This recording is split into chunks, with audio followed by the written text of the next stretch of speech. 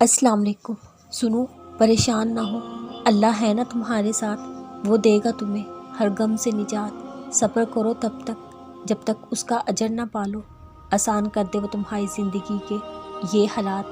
دعا کے لیے ہاتھ اٹھانا تو بس یقین کے ساتھ، پھر دیکھنا کیسے رونما ہوں گے تمہارے لیے معجزات۔ دعائیں رد نہیں ہوتی، قبولیت کا درجہ پا لیتی ہیں، صبر اور یقین سے وہ تمہارا مقدر سنوار سکتی ہے۔ مانگو اپنے رب سے اور بے شمار مانگو، دعا میں وہ طاقت ہے جو موت سے کروا سکتی ہے۔ تمہاری دعاؤں کی قبولیت عرش سے یوں آئے گی، وہ کن فرمائے گا، روشنی تمہاری زندگی میں بھر جائے گی۔